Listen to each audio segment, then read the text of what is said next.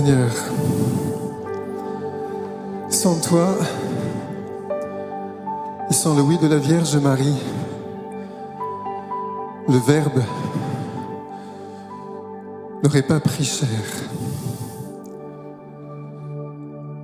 Seigneur Saint-Esprit, tu as couvert de ton ombre celle qui a dit oui. Et quand elle est allée visiter Élisabeth, dans le sein de cette femme, Jean-Baptiste a tressailli. Il a comme dansé dans le ventre de sa mère. Et aujourd'hui encore dans l'Évangile, il est dit que le Sauveur, le Verbe fait chair, sous l'action de l'Esprit Saint, a tressailli d'allégresse. Seigneur, je te demande cette grâce, que notre foi ne soit pas simplement des mots, que notre foi ne soit pas simplement des idées. Seigneur, par ta présence, que tout notre être soit enflammé, notre esprit, notre âme, notre corps. Amen.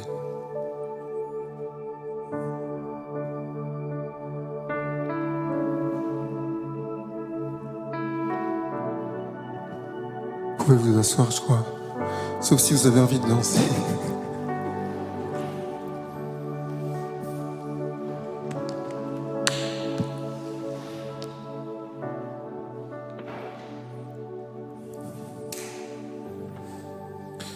Bonsoir à tous. Bon, franchement, un curé en soutane qui danse dans l'église, c'est chaud, quoi. C'est pas très correct. Merci. C'est vrai? Oui. Il y a quelques temps, une femme que j'aime beaucoup me dit mon père, j'ai vu une vidéo de vous. Ah non, on m'a envoyé une vidéo de vous. Ah oui, ah bon, quoi? Laquelle? Je dis, qu'est-ce qu'il y a? Je peux pas vous le dire comme ça. Ah bon? En fait, on vous voit danser dans une église. Non. Elle me dit, en plus, vous êtes en soutane. Je dis, oui, et alors? Elle me dit, mais pourquoi? Il n'y a pas besoin. Je dis, pourquoi il n'y a pas besoin? Ben, vous n'avez pas besoin en plus d'être en soutane. Je dis, si, justement, oui. En fait, je lui ai dit, c'est comme un prophète. Il pose des actes à un endroit, il pose des gestes pour dire quelque chose. Quand je danse dans une église, pour moi, c'est le plus beau lieu où je peux danser.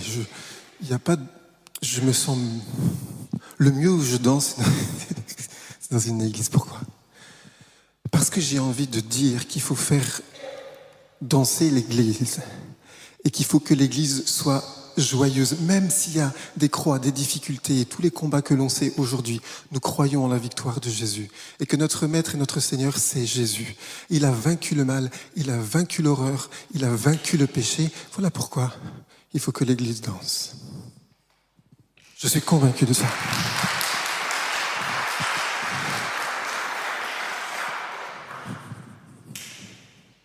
J'ai découvert, ça fait près de 20 ans que je suis prêtre, et j'ai découvert qu'en fait, cette belle phrase que Jésus dit, je suis venu pour que vous ayez la vie et la vie en abondance, je suis venu et je vous dis tout cela pour que votre joie soit parfaite.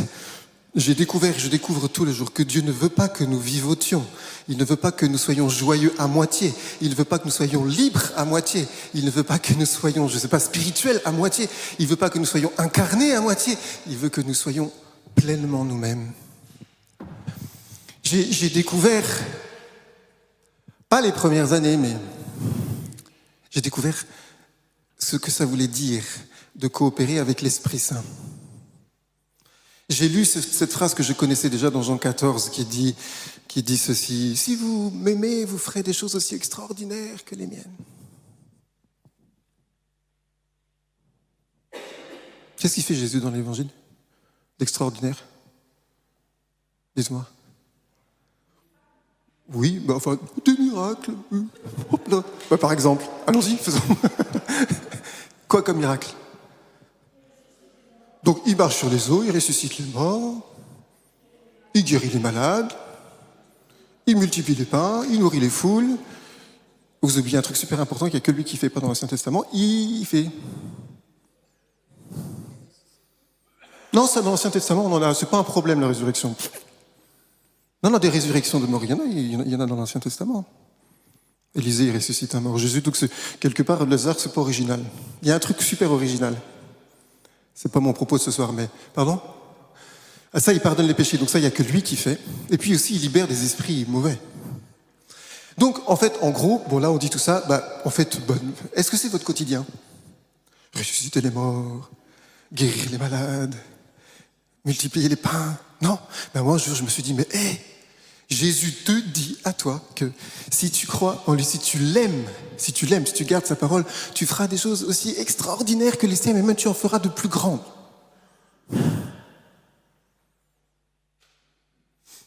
Je me suis dit, soit Jésus est un menteur, soit il y a un truc que je n'ai pas compris. Je préfère prendre la deuxième solution. Il y a un truc que je n'ai pas compris. Donc j'ai continué. Et suite. Celui qui m'aime et garde ma parole, je prierai mon Père et mon Père lui enverra le Saint-Esprit. Le Saint-Esprit qui sera avec lui, le Saint-Esprit qui sera en lui. Oh, tu as le Saint-Esprit. Voilà pourquoi tu peux faire comme Jésus. Un jour, j'ai été plus que provoqué. C'était d'ailleurs très beau parce que c'était au sorti d'une crise de ma vie de prêtre. Après les 7 ans, j'ai eu une crise. C'est comme dans le mariage, pareil. L'essentiel, c'est d'en sortir. Pas du mariage, de la crise. Évidemment. Et alors, crise. Et à la sortie de cette crise, alors que j'étais en train de me remettre un soir, on m'appelle au téléphone et on me dit, tu sais, Franck, il y a Martin, un jeune garçon que je connaissais tout petit, qui était dans une association que j'avais créée où on faisait des spectacles. Et en fait, ce garçon, à l'âge de 19 ans ou 20 ans, a voulu se suicider en se jetant à Paris de 6 étages. Si tu m'aimes, tu feras des choses encore plus extraordinaires que les miennes. Vous voyez le problème? Martin, 19 ans, jeté de 6 étages, entre la vie et la mort. Ou Jésus est un menteur, ou j'ai pas compris. Quand on m'a dit ça, je suis allé à la chapelle, puis je me suis dit devant le Saint-Sacrement et j'ai dit, je ne sais pas comment on prie dans ces cas-là. On ne m'a pas appris. Quand un jeune qui n'avait plus le goût de vivre a voulu attenter à sa vie, moi, prêtre, depuis 8 ans, 9 ans, je ne savais pas comment on faisait pour prier à ce moment-là. C'était trop dur. Ce garçon, dans l'association où j'étais, avait fait des rôles en théâtre. Il avait fait les ossements desséchés dans Ézéchiel, vous connaissez? Alors, ces os vont-ils revivre? Mais Seigneur, c'est toi qui le sais. Alors, ces os vont-ils revivre? Souffle des 4 vents, Saint-Esprit. Ces os vont-ils revivre? Moi, je disais au Seigneur, il a fait ça. Est-ce que ces os vont revivre, lui qui est broyé en 1000 morceaux? Qu'est-ce que je fais? Comment je prie? Il a fait une autre scène. C'était Saint Paul qui parlait tellement longtemps qu'il y a un adolescent, Eutyche, qui est tombé de plusieurs étages. Mort. Saint Paul y descend et par le Saint-Esprit, par le Seigneur Jésus-Christ, ce garçon se réveille, ensuite il va jouer. Si vous m'aimez, vous ferez des choses encore plus extraordinaires que les miennes. Ou Jésus est un menteur, ou je n'ai pas compris. Seigneur, comment je fais? Comment on prie? À ce moment-là, j'ai en moi, vous allez me prendre pour un taré, mais c'est pas grave parce que c'est un peu ça. À ce moment-là, en moi, il y a eu comme une danse de guerrier qui est montée. J'ai pris une darbuka, c'est un petit tambour d'Amérique du Nord, vous connaissez peut-être. J'ai commencé, j'ai tapé dessus et j'ai dansé. Et voilà, donc vous imaginez, donc j'étais avec mon tambour et puis je priais comme un guerrier. J'ai fait ça devant la Sainte Vierge Marie, devant Sainte Thérèse d'Avila, devant Saint Jean de la Croix, devant le Saint Jean-Marie Vianney, devant tous ceux que j'aimais. J'ai fait ça, ça a duré. Vous pouvez vous dire quand même, le prêtre, il est complètement taré. Il vient d'apprendre qu'il y a un jeune de 19 ans qui est entre la vie et la mort. Il est juste en train de danser dans sa chapelle. Ouais. Donc ça a fait ça, je ne sais pas combien de temps ça a duré. À un moment, je me suis arrêté comme ça et j'ai pris ma Bible et elle s'est ouverte à une page. Évidemment, psaume 143. Tu m'entraînes à la bataille. Tu exerces mes mains au combat.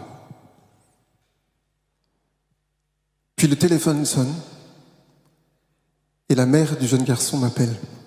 Bon, normalement, à la chapelle, je réponds pas, mais là, elle me dit, tu sais, Franck, on est en réanimation et il y a un prêtre qui est avec nous.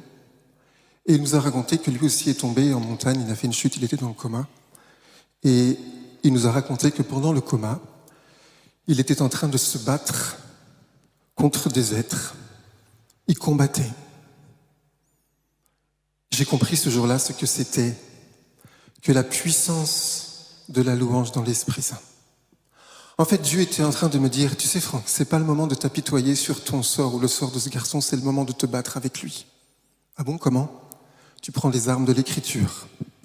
Les armes de l'Écriture, le peuple d'Israël, vous savez ça dans l'Écriture. Le roi Josaphat, il part au combat, et vous savez ce qu'il met en première ligne ? Vous imaginez les guerriers d'Israël ? En première ligne pour aller se combattre, ils mettent les chantres, la cithare, les tambours. Vous imaginez l'armée française qui met la fanfare ? En premier, hein. En fait, on nous apprend ça. J'ai découvert donc ça. J'ai découvert que c'était pas le moment de s'apitoyer, c'était le moment au contraire de se battre et de se battre de tout son être, y compris avec la louange. Parce que la louange, ça, qu'est-ce que ça fait ? La louange, c'est quand je suis habité du Saint-Esprit, tout mon être est engagé à la suite de Dieu. Tout mon être, sans exception, tout mon être. En fait, je me suis dit, mais c'est logique, hein. Parce que j'ai le Saint-Esprit. Celui qui a créé le ciel et la terre, celui qui donne la vie. Vous connaissez l'histoire du roi David ? Un petit peu. Le roi David, quand il a voulu amener l'arche d'alliance dans la cité du roi David, il s'est mis à danser. Bon, la première fois, ça a foiré. Bon, je vous passe, j'ai pas le temps de le raconter pourquoi. Du coup, il fait une deuxième fois. Et il danse. Et d'autres dansent. Vous savez pourquoi il danse ? Il danse parce que il est tellement fier d'apporter l'arche d'alliance sur lequel l'Éternel pose sa présence, il pose ses pieds, c'est une façon de dire, il y a sa présence dense, puissante. Et lui, ça faisait longtemps que la présence de Dieu était à l'extérieur de sa cité. Donc il ramène la présence de Dieu. Il est tellement content qu'il danse. Vous voyez pourquoi moi, en fait, je ne peux pas m'empêcher de danser quand je suis content, et quand je ne suis pas content, je danse. Et surtout quand je ne suis pas content. Parce qu'en fait, il faut libérer la puissance de l'Esprit Saint. Quand le roi David s'est mis à danser, sa femme, Michal, l'a regardé du haut de sa fenêtre. Et il est dit qu'elle a méprisé le roi David. Vous connaissez ça peut-être ? Sauf qu'il y a un petit verset derrière qui n'a l'air de rien, mais un jour, j'ai compris beaucoup de choses. Elle méprise son mari qui est tellement content d'apporter la présence de Dieu qu'il se met à danser. Elle lui dit, mais tu sais, tu te ridiculises devant tout le peuple et devant les filles du peuple, tu es un roi. Un roi, ça danse pas. C'est comme un prêtre, quoi, ça danse pas, quoi. Et lui dit, je me ridiculiserai encore plus devant Dieu et devant mon propre regard, s'il le fallait. Parce qu'il est libre de la présence de Dieu. Et le petit verset qu'il y a à la fin, c'est « À partir de ce jour-là, Michal n'eut plus d'enfant. J'ai compris. Quand tu méprises la liberté de l'esprit, tu engendres la stérilité. Oups. Et là, je me suis dit, j'étais encore en paroisse, et je me dis, il y a tant de paroisses, et visiblement ici, vous n'avez pas ce problème-là, gloire à Dieu. Mais je vous le dis pour les copains. Il y a tant de paroisses, parfois, où on aurait bien envie qu'il y ait des jeunes et de la joie, etc., et de la musique. Puis dès que ça commence à arriver, non, il y a trop de bruit. J'ai eu un jour un homme comme ça qui me dit, ouais, les jeunes sont consommateurs, ils viennent pas. Moi, ça fait 40 ans que je suis engagé, j'en ai ras-le-bol, je suis crevé. Donc, au bout d'un moment dans la paroisse, il y a de la joie, il y a de la danse, il y a des jeunes, c'est plein. 7 ans après, on me dit, je m'en vais, je me reconnais pas, il y a trop de jeunes ici. Petit problème. À partir de ce jour-là, elle n'eut plus d'enfant. En fait, mon propos, c'est de vous aider à comprendre et de m'aider aussi à comprendre. Je ne suis pas juste là pour dire il faut s'exciter dans les églises. Ce n'est pas du tout mon propos. C'est soyons les fils et les filles de Dieu libres, habités du Saint-Esprit. C'est-à-dire, comme le chant, prosternons-nous s'il le faut. N'ayons pas peur de nous prosterner. Si vous sentez que le Seigneur vous demande de demander pitié à genoux, mais faites-le, vous ne demandez pas si votre Pierre, si votre Jacques ou Jacqueline, elle est debout. Bref. Juste la liberté de l'esprit. Pourquoi ? Si tu m'aimes et gardes ma parole, tu as le Saint-Esprit. C'est beaucoup plus que le roi David. Le roi David, il a amené l'arche d'alliance dans sa cité. Toi, le jour de ton baptême, tu l'as reçu dans ta cité. Vous voyez ? Vous êtes des arches d'alliance qui allaient vous promener dans la rue tout à l'heure. C'est juste énorme. Mais quand je vous dis ça, c'est pas de la blague. Hein. C'est même plus que ça. Si tu m'aimes et tu gardes ma parole, Jésus, je me manifesterai à toi. Quoi ? Moi, Jésus, je vais me manifester à toi. Ça veut dire, c'est normal que Jésus se manifeste. C'est normal que Jésus nous donne envie d'expérimenter. Des fois, je suis un petit peu agacé quand, dans l'église, dès qu'il y a une manifestation, oh, mais c'est louche, hein. Est-ce que vous avez déjà vu une manifestation des organisateurs se disant « on va manifester, mais il ne faut pas que ça se voit ». Vous avez déjà vu ou pas ? Non ? Je ne sais pas. Donc, il n'y a que Jésus quand il dit « je me manifesterai à toi », mais tu ne verras pas. Comment expliquer ? Le truc, je ne comprends pas. Je ne comprends pas le concept. Non, si Jésus dit « je me manifesterai à toi », c'est-à-dire que tu vas goûter ma présence. Goûter, voyez comme est bon le Seigneur. Tu vas faire comme Jésus, tu vas exulter sous l'action de l'Esprit Saint et comme la Vierge Marie. Ou tu vas pleurer parce que tu veux juste demander pardon à ton Seigneur. Tu vas manifester ta relation parce que Jésus aussi se manifeste à toi. Tu vas pouvoir sentir parfois de l'amour.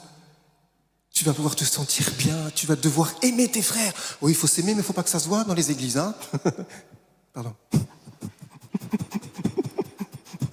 Non, parce que parfois, il y a le truc aussi. C'est-à-dire, si tu as une église où il y a de la joie, il y a de l'amour, oh, vous savez quoi ? C'est une secte. C'est sûr. Pourtant, Jésus, il dit, je vous donne ce commandement, c'est de vous aimer les uns les autres comme je vous ai aimé jusqu'à mourir. C'était manifeste ou pas, ça, sur la croix ?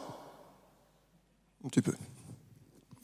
Donc, le Saint-Esprit, en fait, vous savez quoi ? C'est le roi de l'incarnation. C'est le roi de l'incarnation. C'est celui qui permet l'incarnation. Non, mais il y a même mieux que cela encore. Si tu m'aimes et tu gardes ma parole, mon Père et moi, nous viendrons demeurer chez toi. Tu n'as pas simplement le Saint-Esprit. Tu as la présence du Père et la présence du Fils. Qu'est-ce que tu veux de plus ? Tu as tout. Le Père, le Fils et le Saint-Esprit. Vas-y, rentre à la maison. Normalement, tu ne rentres pas pareil. Hein. Quand tu te lèves le matin, avant même que tu te lèves, tu dis « Oh, je suis le temple du Saint-Esprit ». Wow. Vous vous rendez compte ? Vous avez un défi de la journée, vous avez quelqu'un à rencontrer, mais tu sais avant d'aller rencontrer la personne que tu as reçu la présence sainte et divine. Tu as tout depuis le jour du baptême. Et le Seigneur veut que, en fait, ça se voit, que ce soit manifeste que tu es habité de Dieu. Alors oui, tout le monde n'est pas invité à danser comme je le fais, c'est évident. Mais tout le monde est invité à être juste libre d'exprimer sa joie, son amour de Dieu et l'amour de ses frères. C'est le principe de l'incarnation. Et alors, il y a un petit truc qui m'énerve. Je vais vous l'avouer. C'est quand on dit, non mais moi, la louange, bon, moi je suis plutôt l'intériorité, vous voyez, je suis plutôt l'oraison. Je dis, je crois que je fais quoi moi? Je fais pas raison. Depuis quand tu es chrétien, tu choisis ou l'intériorité ou l'exultation? Jésus, il a fait les deux. Vous savez pourquoi? Verbe incarné. C'était le maître de l'intériorité, puis c'est le maître de l'exultation. Et en fait, il faut que nous, les chrétiens, nous retrouvions la joie d'habiter notre foi, notre Dieu, notre corps. Il faut qu'en fait, on reconnecte la tête et le corps, le cœur et le corps. L'Église doit être l'expert de l'incarnation. Vous voyez, tout ce qui se passe en ce moment, tous les trucs horribles, c'est pourquoi? C'est parce qu'on a oublié que notre corps aussi doit être évangélisé. Mais évangéliser, c'est pas réprimer. Évangéliser, c'est transfigurer, c'est assumer, donner tout à Dieu. Vous voyez, même nos visages, des fois, regardez-vous dans le rétroviseur, faites ça. Non pas pour savoir si vous avez un truc dans l'œil, ça. Vous dites, vous savez, les prêtres, je sais pas si c'est total, on a la chance de voir vos visages, vous. C'est une chance, hein.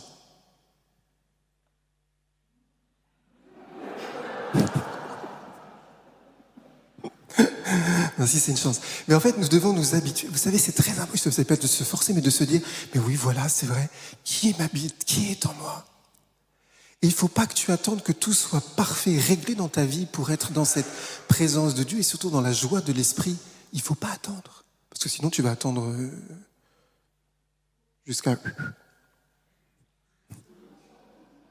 voyez là? Si t'as pas dansé avant, c'est pas maintenant que tu vas danser.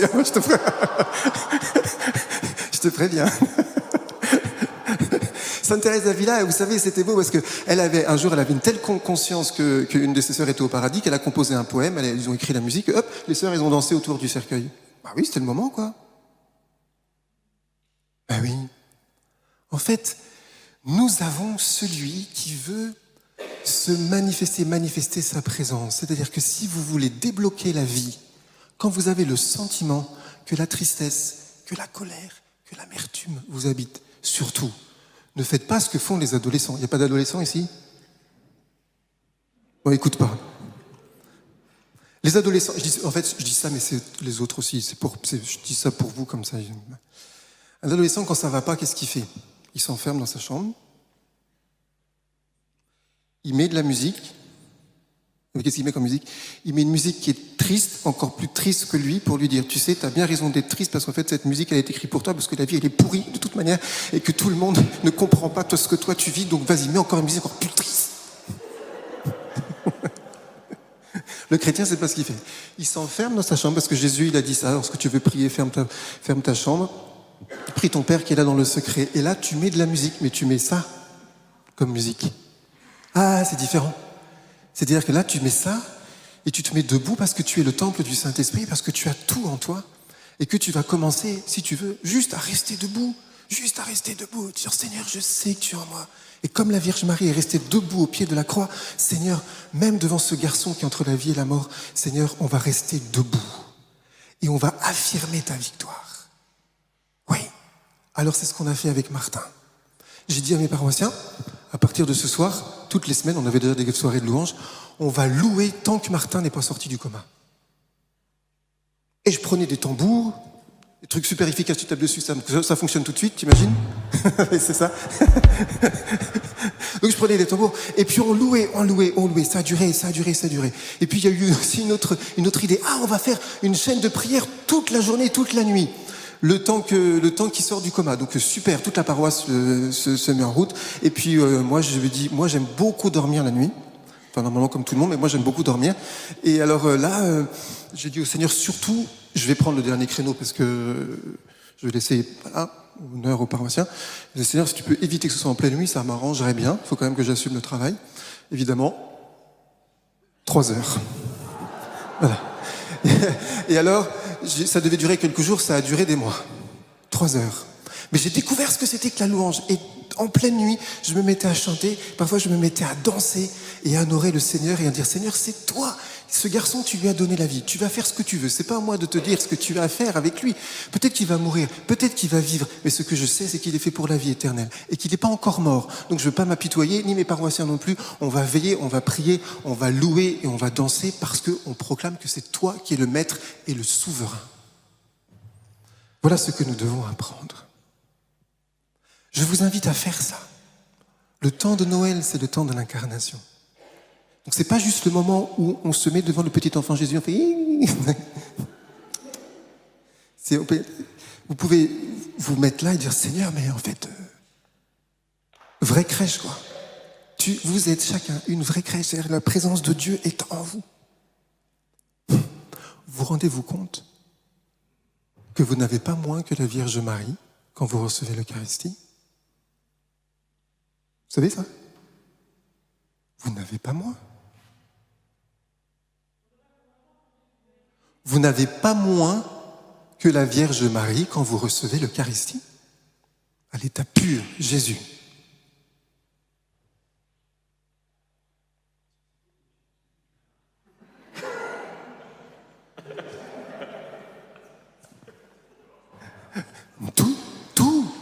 Mais tout.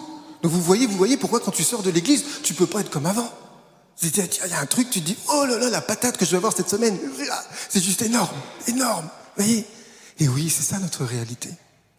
Nous devons apprendre. Et en ce moment, vous voyez, où l'église vit des choses terribles, nous devons être des maîtres de l'intériorité. Ça, c'est sûr. L'église qui va tenir, c'est l'église de ceux qui sont attachés à Jésus, qui ont une vie spirituelle forte, comme la Vierge Marie, profondément intérieure. Tout donné, oui, entier. Cette église-là va tenir. Mais nous devons aussi être les maîtres de l'incarnation. Nous devons dire à tous, aux enfants, aux jeunes, aux vieillards, tu as un corps, quel qu'il soit en pleine forme ou pas. Ton corps, c'est le temple de l'Esprit Saint. Vous voyez, je viens d'un foyer de charité qui a été fondé par Marthe Robin. Vous voyez bien? Marthe Robin, vous connaissez un peu? 50 ans dans une chambre, dans le noir, alité, sans bouger. Vous voyez, pour un danseur, le problème? Donc moi, avant Marthe Robin, il ne fallait pas m'en parler, hein. Ça me faisait peur. Alors quoi? C'est quoi le message de Marthe Robin? Elle a juste compris une chose. Un jour, elle a dit, ça y est, j'ai dit oui. Depuis ce jour-là, elle était remplie de joie et remplie d'amour. Dans le journal de Marthe Robin, il y a plus de fois le mot joie que le mot croix. 50 ans dans une chambre, sans manger, sans boire, sans dormir, vivant la passion toutes les semaines. Joie, amour. Son corps, aussi abîmé soit-il, était le temple du Saint-Esprit. Tous ceux qu'il a rencontrés ressortaient dans la joie. Alors j'ai juste envie de vous dire que tous ceux qui vous rencontrent repartent dans la joie. Pas parce que vous êtes les meilleurs, ni moi, ni vous. Pas parce qu'on n'a aucun problème, ni moi, ni vous. Mais juste on est conscient d'être le temple de Dieu.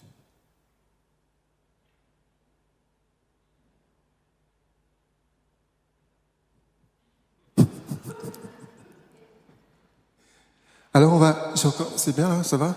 Niveau timing? Okay. Alors voilà ce que je vous propose. On va faire 2 sortes de prières. C'est bien. Pour ne jamais séparer l'intériorité du fait de vivre dans sa chair la foi chrétienne. On va faire 2 prières.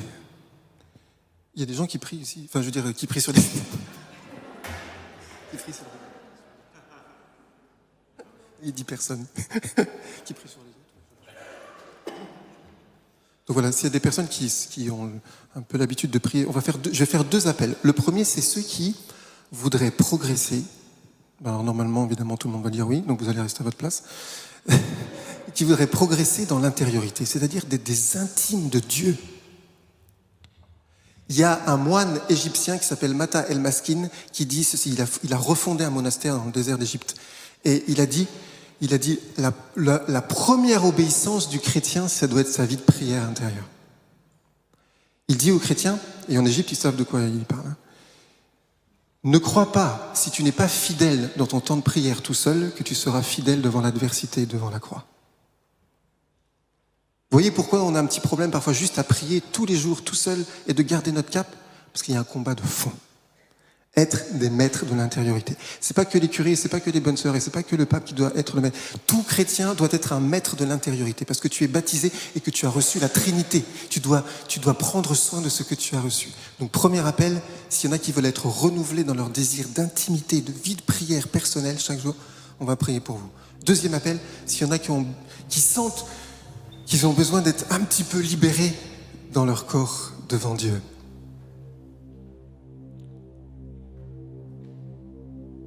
Non, parce que... Ouais. Hein? Comment? Non, parce que... Attendez, j'ai oublié un truc. Vous trouvez ça beau? Il y a des grands-parents aussi ou pas? Ouais. Est-ce que vous trouvez ça beau comme votre petit enfant, il danse tout librement, puis il y a le curé qui fait son sermon, là, il s'est déchiré pendant 2 heures pour travailler son homélie, puis il y a le petit enfant qui est là, et puis vous écoutez plus du tout le curé, vous êtes surtout en admiration devant le... Ça vous est déjà arrivé, ça? C'est extraordinaire, hein? Ouais. Et pourquoi est-ce qu'on est en admiration devant un enfant qui a cette liberté et que nous, on l'a perdu? Je vous dis pas ça pour que dimanche prochain, vous dansiez tous devant le curé quand on est ensemble. Ce serait dommage. Non, mais je veux dire, c'est en tout cas retrouver cette liberté de l'enfance, vous voyez? Ça, c'est super important. Un jour, j'étais dans un grand lieu de rassemblement, dont je tairai le nom, c'est pas taisé. Voilà, et là, on dit, alors, on va louer le Seigneur. Alors, on loue le Seigneur, et c'est genre, élevez-les.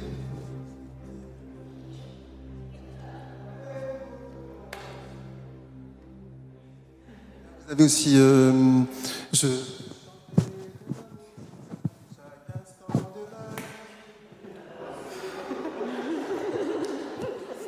Là, je dis, ouais, ça me fait rire. Hein. Et alors, donc, les mêmes parents, là, ils n'y arrivaient pas. Le soir même, dans le même lieu qui servait pour la messe, la louange, leurs enfants ont fait un spectacle.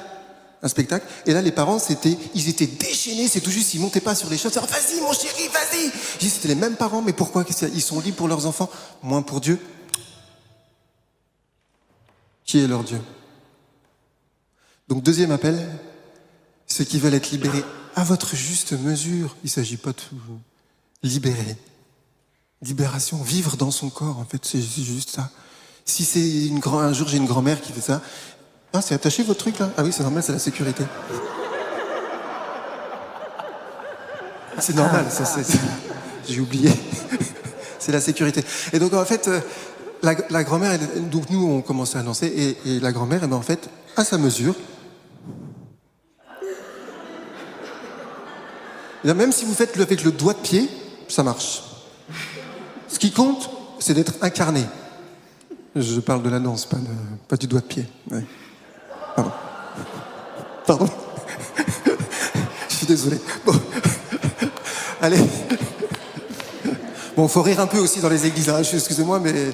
Alors, on va faire donc un premier appel. Donc, pour ceux, je vais demander à ceux qui veulent être renouvelés dans cette prise de conscience que vous êtes habités de Dieu, que vous devez prendre soin de la présence de Dieu en vous par un temps de prière personnel chaque jour, levez-vous. Voilà, c'est normal. Là, le Père Bruno, il dit ouf.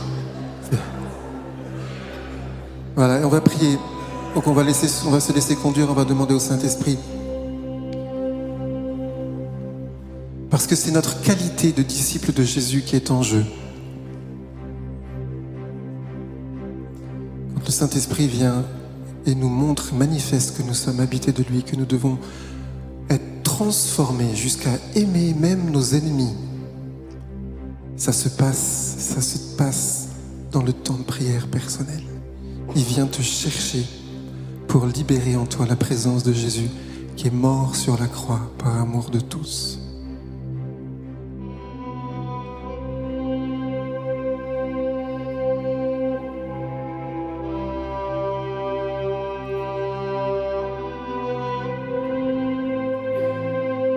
prenez conscience. Vous avez la présence du Père, du Fils et de l'Esprit Saint en vous. Ce n'est pas que des mots. Tu es habité de Dieu.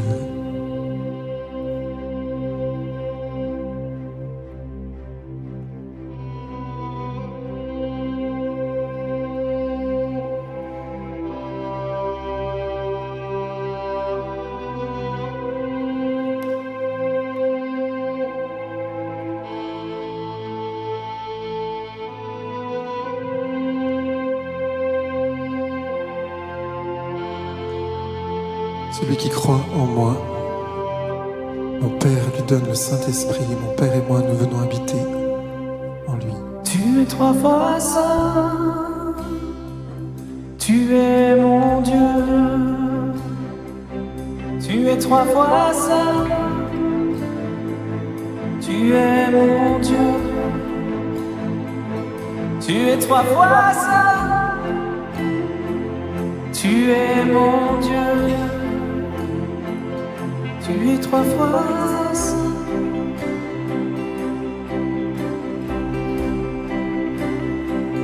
Père créateur, je te bénis. Père créateur, je te bénis.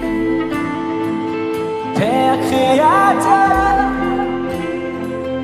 je te bénis. Tu es 3 fois saint.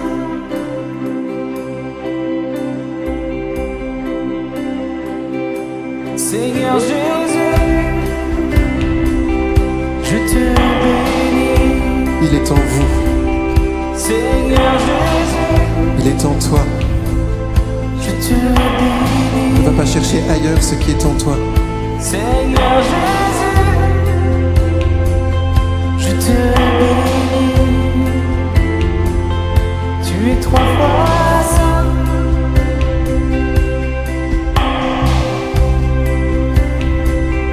Ô Saint-Esprit,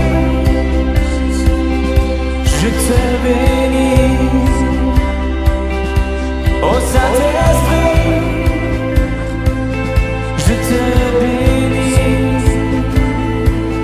Ô Saint-Esprit, je te bénis. Tu es 3 fois saint. Dites oui au Saint-Esprit qui est en vous.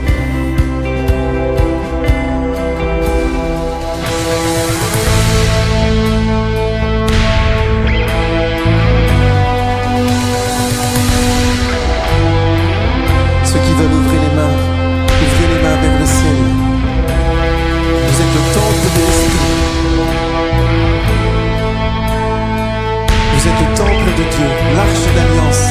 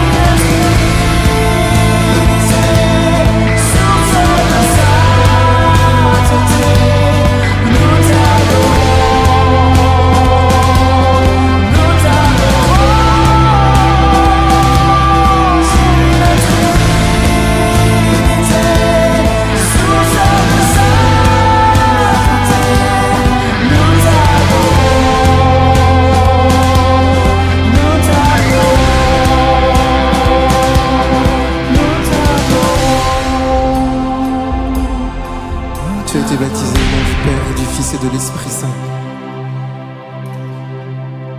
Ton Dieu n'est pas dans les nuages, il est en toi. Tu es le temple de l'Esprit, le temple de Dieu, le tabernacle du Dieu 3 fois saint.